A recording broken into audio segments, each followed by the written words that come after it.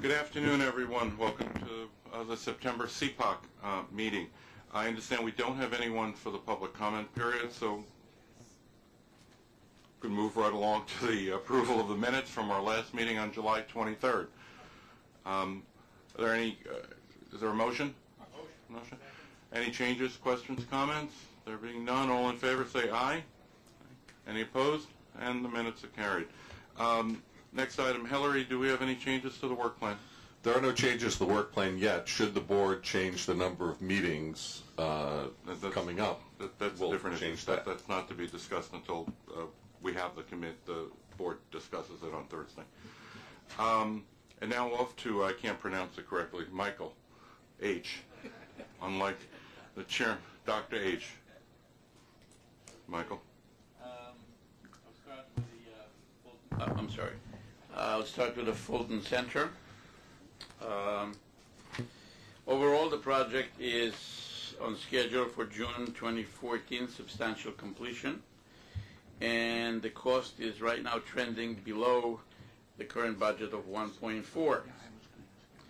As I mentioned this morning, about 50% of the curtain wall is in place. And we expect to complete that late fall. Last time around when we looked at that, we expected by the end of September we were going to be about a couple of months late on that one, although it does not affect the completion of the job.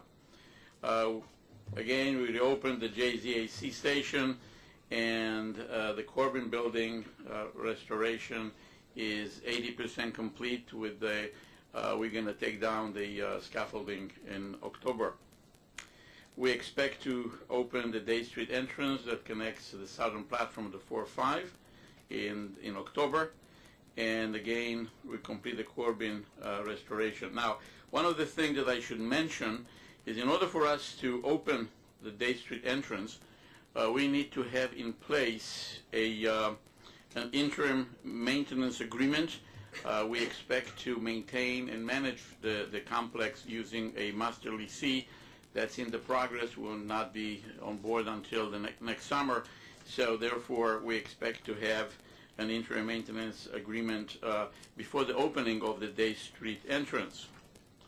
Next, the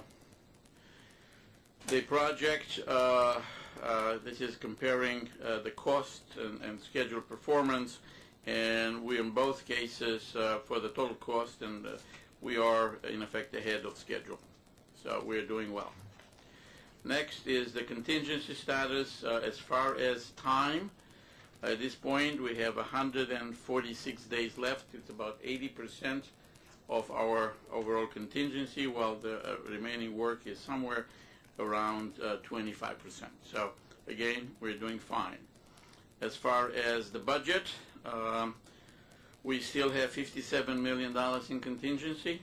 That represents about 46% of the total contingency, and again, only about 25% work left to complete, so we're doing fine as well there.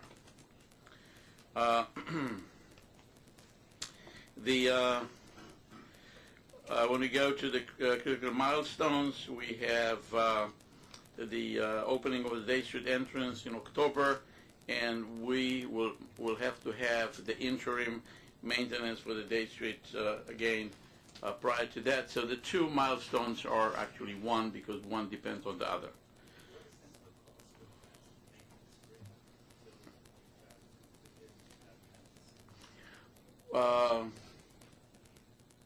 We are currently negotiating with the contractor. I think we don't know exact cost, but it's not significant.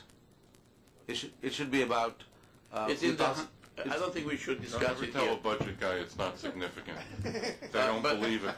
But you know, since we did not finish negotiations, I would rather not be public about it. But we can discuss it after the. Because I would hate to put a number, and then will be more actually than, or be less than. So I do not want to put us in a situation that we will not be able to negotiate. We're negotiating with people that know exactly what we want. They're on the job. These are the people that are right now are our contractors, and they're doing work in that area. So I do not want them to be in a situation that they will actually try to give us a little haircut in the process, if we can. Okay.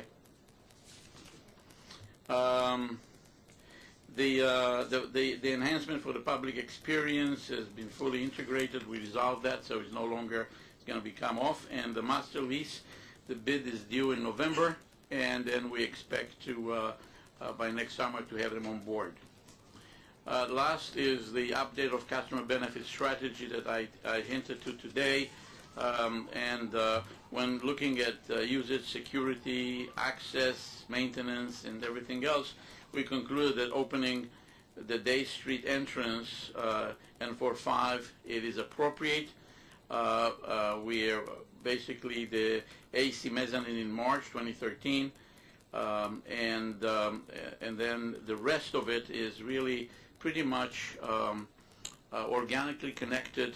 So to open one without other will mean very little. In fact, it will create issues of security and servicing, so forth, without any true benefit to anyone. So the decision was in conjunction with the basically the Transit Authority made the call that that would be the appropriate way to go. Done with the site access. Great. Bob Hefner, the independent engineer. Yes, sir. Yes. Mayor? Yes. Do you want to hear the independent engineer's report on this same project, or I not? don't think it's relevant to this. One quick Okay. question. Dr. Horodnichanu, the master lease, have we abandoned going along with the Port Authority in terms of retaining a proprietary interest, which is what they're going to be doing on their counterpart space? What we're doing is potentially the same thing, but we are looking for a contractor, a real estate managing agent. So it's going to be a management contract rather than... No, it will be someone that will be given the ability to actually be a master leasee. They will lease it from us, and they will sublease to various people within the complex. So, and will that's we gonna, retain a proprietary interest in any of the proceeds is the question. oh, what we are retaining is, in fact, we're getting paid by the master leasee, and there are all kind of Yeah, it's all a function. The bids are coming in with the point of making money on this to see if we can. and it includes also the advertising and includes everything that has to do with managing and maintaining the transit center, the Fulton Center. The simple point I was trying to make is the port, as I understand it, is retaining a percentage interest in the proceeds over and above the leasing of and management of the facility. We are bidding that out. That means It's too soon to know. We haven't Right. seen the bids yet. Okay. Right. I'm worried about the size compared to what the port is dealing with at the World Trade Center. The size and the scope of the Fulton Center has been reduced so significantly due to security issues that the space is nowhere near as large as we expected it to be. So, okay. Now Bob Hefner's independent engineering report, which is in front. I think it's also on screen, so if we can put the lights up. Thank you. Yes, the schedule is, the project is on schedule, and the contingency remains the same as it was at the award of the Fulton Street Center contract, and the budget is on budget, and cost contingency trend is favorable at this time. The IEC recommends that a plan be devised for the interim maintenance and system acceptance prior to the master leasee contract issuance, which Dr. H. mentioned that they have started on, and that a turnover and acceptance plan also be implemented, since this is actually going to be turned over to the master leasee. And then And also a plan to turn over to the lower level to the Transit Authority as Right. well. And then the prior recommendations that were done in May have all been accepted and implemented. Okay. Dr. H., we're off to the next one. Second Avenue Subway. Second Avenue, we are on schedule to meet the December 2016 revenue service and on budget. The basically the progress. One of the things that will benefit the community is the fact that around 96th Street we have occupied for the longest a park that housed a lot of our material, as well as there was a whole slurry plant in order for us to be able to install the slurry walls. That's been completed. That is going to be dismantled, and at least in terms of a visual impact, that will disappear, because these were like missile silos, red and tall and anything that you want. So that's going to be gone, and then for the moment, though, the site is still going to be in the control of the contractor to be used by them. The 90-day look ahead, I would say that we about the end of this month we are completing the blasting in the cavern, and basically I've talked about it today at the Transit Committee meeting. The other things that in the 90-day look ahead, we in fact expect to complete the roadway, the roadway for the decking up north, and that's it's happening as we speak. And in addition to that, since we're now moving along swiftly on the number 7 with the implementation of the systems there are lots of lessons to be learned from one contract to another. As it happened, we have the same exact contractor for both.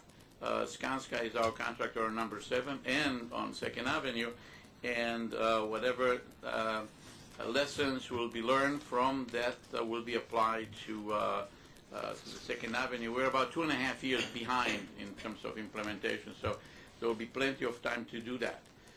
Looking at the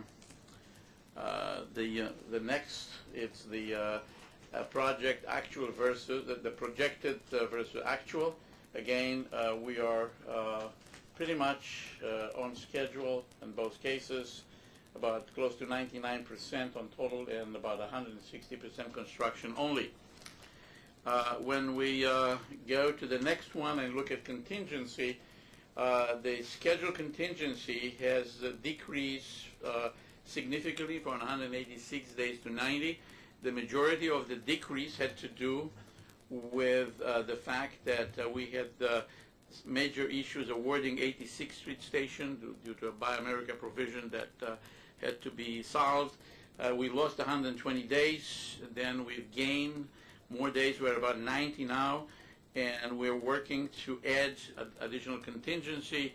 We believe that more contingency will basically give us more certitude that we'll finish on time. As far as contingency dollars, the last time we talked to you, we had 319 million, and we added contingency another 72 million. So right now we stand about 391 million contingency. That is actually excellent from our perspective. This is 121%. We have now more contingency than we started with, and we're done basically. We have about 60% of the work to complete, so that's pretty good.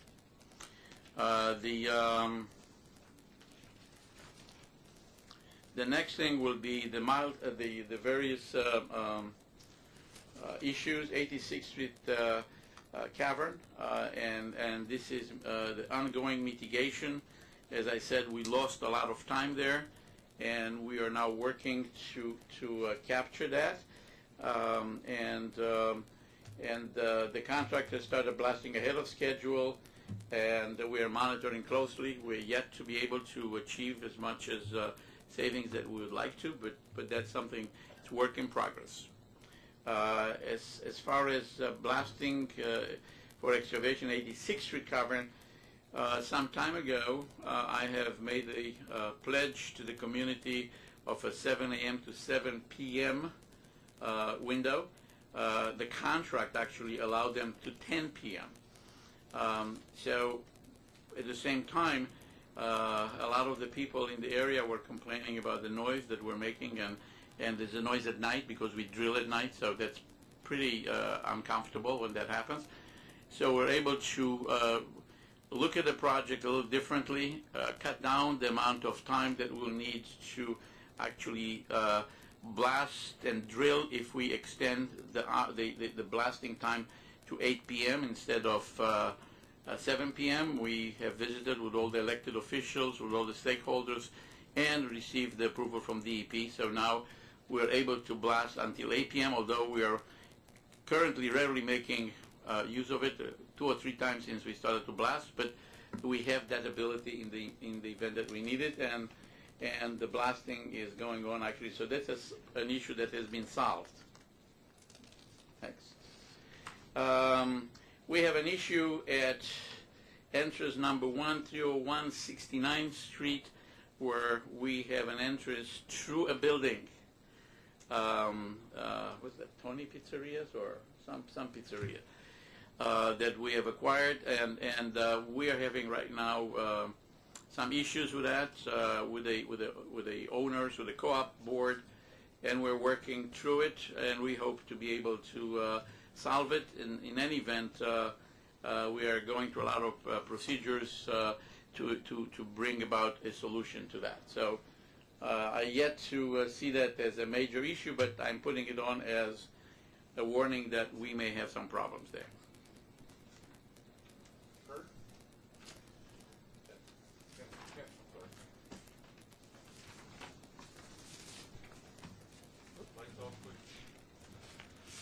Thanks. In our review of the project for the committee, there are a couple points I just want to highlight. The schedule, while the project is on schedule, we're still concerned about the contingency. At 90 days, it's less than what we'd want at this point, with 4 years and 2/3 of the work remaining in the project. We note the project's implementing a new contingency development plan to mitigate some of the potential delays, and we'll be contributing to that with the project.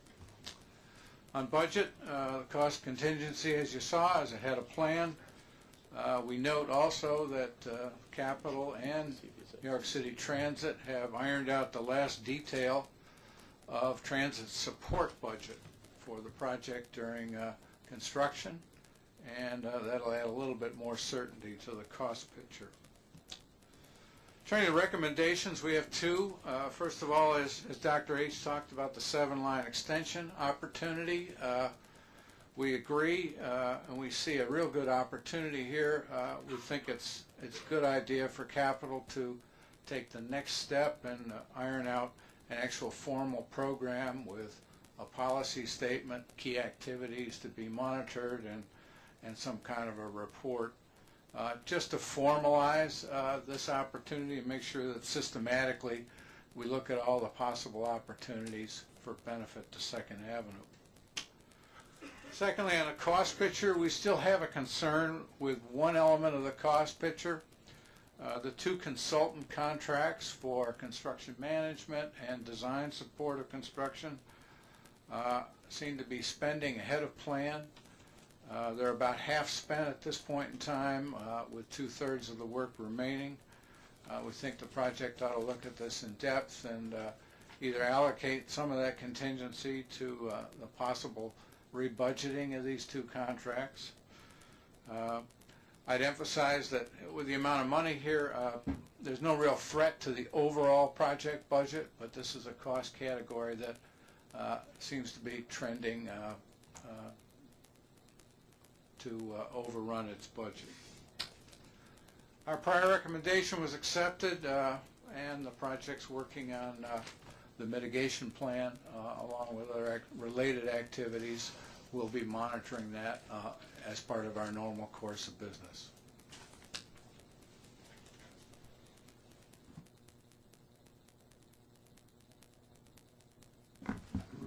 On the issue of the expansion of the hours of blasting, what does that mean to the conclusion of the blasting schedule? It means that the blasting at 86th Street will take less. We will finish earlier than otherwise. We were planning when we had to go 7 to 7 to go about 12 to 14 months, and we're down to 8 to 10 months. So we have been able to cut down the amount of 8 to 10 months starting when? it started already. About a month Right. ago. So the assumption is by the spring or the summer of 2013 that blasting at that area will be finished? That's about correct. That's the assumption. Yeah. And then there is additional blasting to take place further south?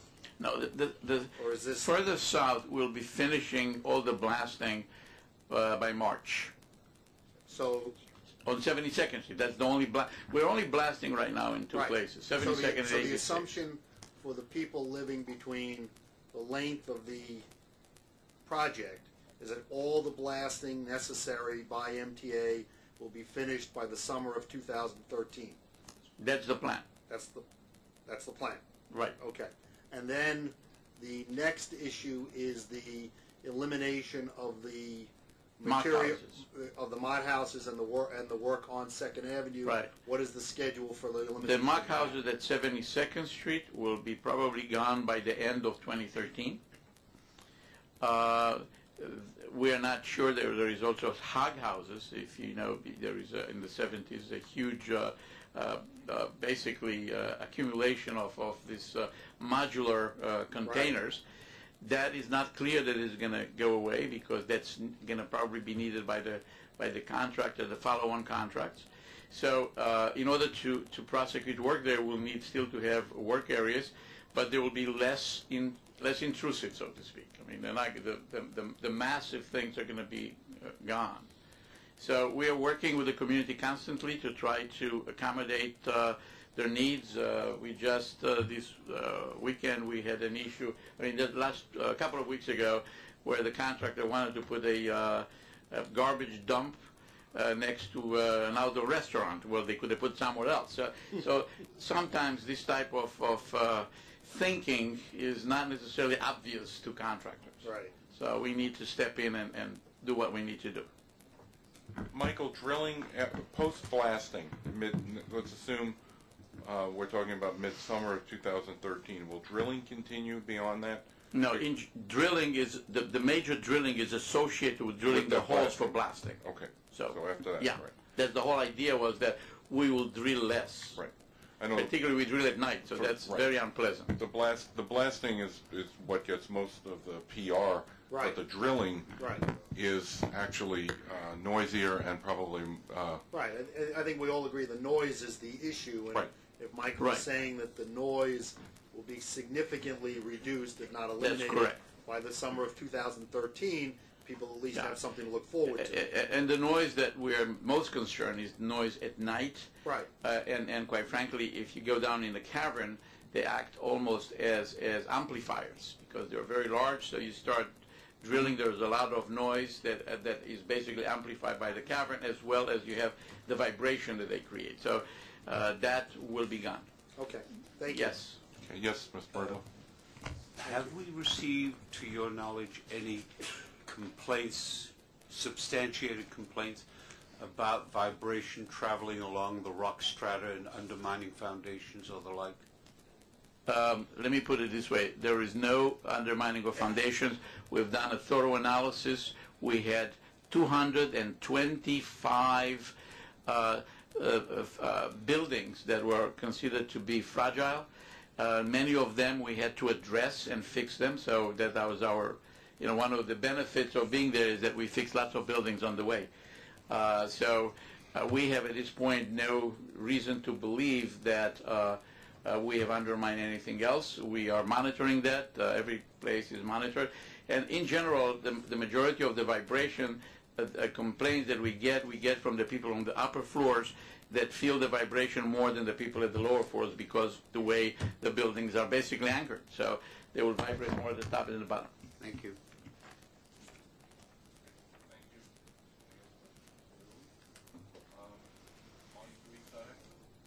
East Side Access. Revenue service date, August 2019, which includes 12 months of contingency. That means we have internal contingency and we have another 12 months. is on budget.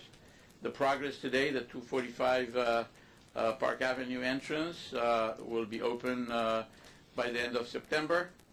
The TBM mining in Queens has been completed, and the excavation at Northern Boulevard continues. As I said today, we still have about 2.5 drifts to go, half of 5, the middle ones, 6 and 7, and the expectation is that they will be done by December. The work in Harold has focused on catenary and 12 kV duct bank, and I will show it immediately. But what I wanted to mention is that the Harold construction, in our view, looking at the earned value, has accomplished about 85 to 95. It's an imprecise number, but it's about what we estimated of the plan set in May. Again, we base it on earned value analysis of the schedule, and we are evaluating any use of internal contingency if there is need to make changes to. The 55th Street Van Plan contract was awarded on August of 29, 2012, and the signal system contract for procurement of equipment was advertised. Looking forward is to award the first system contract that is under negotiation right now, as well as we'll be opening bids and awarding the Manhattan Cavern contract for finishes, as well as hand over the Queens open cut to the follow-up contractor of CQ32. Just the next page basically looks at the work in Harold, and in effect, at this point, the catenary poles, signal towers, we are slightly behind. I'm told that as of probably in October, we'll be catching up to the various things that we've been delayed. So that's one good thing.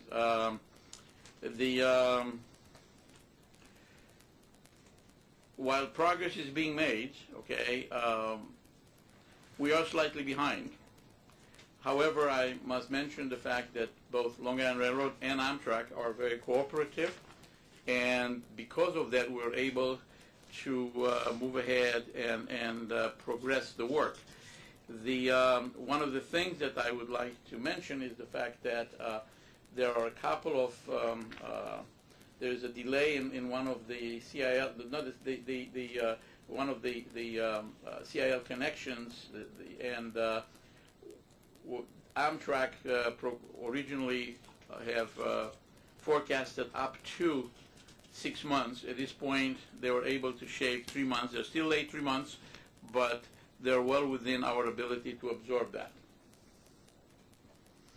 As far as the total project, the thing that you're looking at are actually against the rebaseline plan.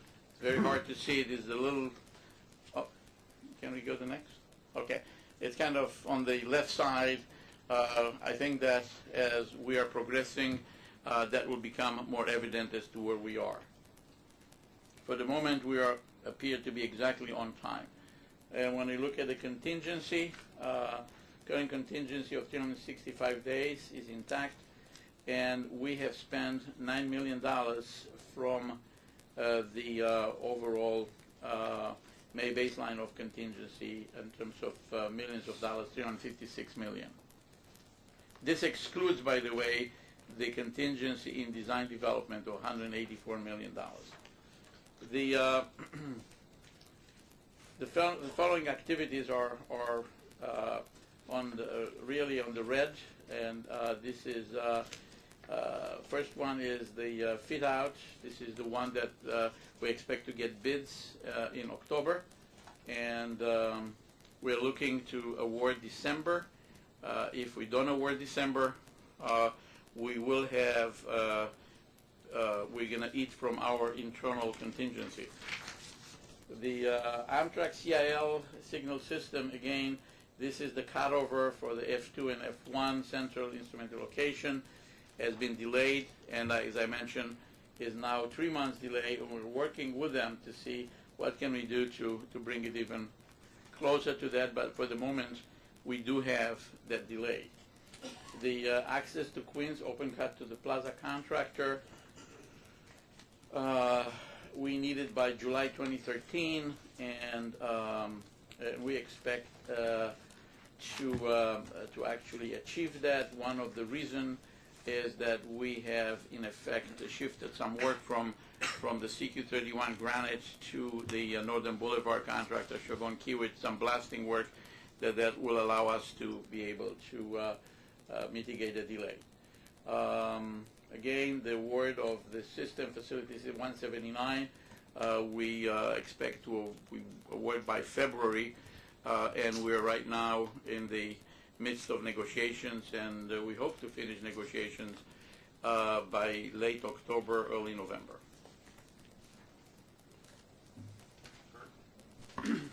Yes. Okay. The project is on schedule for the August 2019 revenue service date, and the 12 months project contingency remain intact. The critical path of the project currently runs through Manhattan and Systems. The project budget remains at 8.245 with an unallocated contingency of $187 million, a reduction of $10 million since rebaselining. MTACC reported $365 million in contingency, which is correct. However, 169 million of these 365 are allocated for construction contingency for upcoming work. So the 187 are unallocated contingency. Despite the project being on schedule, the IC is concerned with Herald. Since the production Herald over the last 3 months was not sufficient to perform the work according to the rebaseline schedule. Here are 3 bullets that kind of underline this statement. The monitoring for the IEC showed that only 70% of activities in Herald are completed on time. Important signal equipment cutover milestones were postponed by up to 6 months. And if we continue to burn the contingency in Herald at the current rate, Herald could be back on the project's critical path within a year. We are here not talking about the 12 months of project contingency mentioned earlier. This is an additional 11 months of contingency embedded in the Herald work.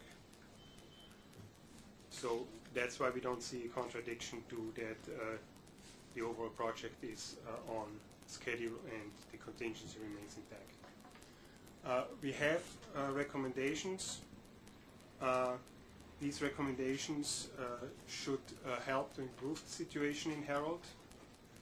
Incorporate railroad operating plan and revise quantity of planned work per outage in current Herald schedule to improve planning results. We feel that the work in Herald is scheduled too aggressively, and the schedule needs to be adjusted to the actual production rates achieved in the field.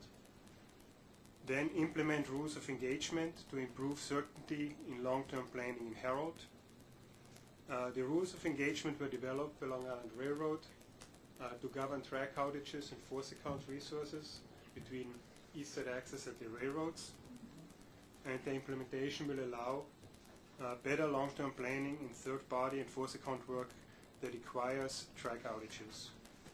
In summary, we strongly suggest to improve the planning in Herald by considering the railroad's operating plans, contractors' production rates, and the rules of engagement developed by Long Island Railroad. Thank you, Kurt. Questions? You have the lights, please. If, as Kurt mentions, he believes the work schedule for the Herald piece is very aggressive or overly aggressive, and Herald is the piece that would delay the project an additional 11 months, doesn't that sort of say that it's that December of 2019 is delay an additional 11 months? There's 11 months additional contingency in there. We've burnt up some since the baselining. It does require an enormous amount of coordination with Amtrak Long Right. Island Railroad, Right. and through there, and we're working our way through it. Are we worried? Yes, we're focused on it. I agree with both Michael mentioned it as well as Kurt. The coordination effort is a day-to-day situation, and it's even affected by weather and special events and all kinds of issues. How ongoing is Amtrak's work in the East River tunnels? I mean, when is that scheduled to be completed? The overall work has several years to go. We're working with Long Island Railroad and Amtrak to see if we can shift around their work from one tunnel to the next to match where we're working. We're also at times, for short periods of time, have stopped the East River Tunnel work so that the East Side Access work can continue. So that's an ongoing dialogue. Yes. It's important also to understand that we are aggressive, yes, but if we're going to be complacent, it will take even longer. So sometimes you have to aggressively go after the work in order to get where you need to get. So we are not apologetic about it. We have, as I said before, we have 11 months of project contingency. At the rebaselining, we added another 12 months on top of that, which somebody calls the chairman's contingency, and nobody's allowed to touch it unless the chairman says they can. So we have to monitor it. So those two contingencies are within the scheduled date at the moment? Absolutely, yes. Right. They're built in. They're built in. They're built. Right. We have August of 2018 if everything goes right, but we have reserved another That's year why it if we became come. 19. Right. Right. Okay. Right. Okay. Any other questions? Okay. There being none. Hillary, the capital program status report. Thank you. On page tab 3 of your book, I just want to point out that there's a new report that's in there. It's on page 3-2. When the capital plan was approved by the board and by the CPRB, it included about $2 billion in efficiencies that had to be achieved. This report lists the progress that we've been making on achieving those efficiencies. To date, about 97% of the efficiencies have either been achieved or targeted to be achieved. So we're working toward that goal. And that report we'll do quarterly. That is right now on page 3-2. So if there are any questions, I'm happy to answer them. On the commitments and completions, which starts on page 3-4, we're reporting on 39 major commitments through the end of August. 23 are being delivered on or near the goal as to when they were supposed to be committed. 4 were late, and 12 others are late and haven't been achieved yet. So far through August, we've committed $3.3 billion, and the agencies anticipate that they'll commit about 94% of their planned spending. On completions, we're projecting we'll achieve about 96% of our planned completions, or $5.6 billion.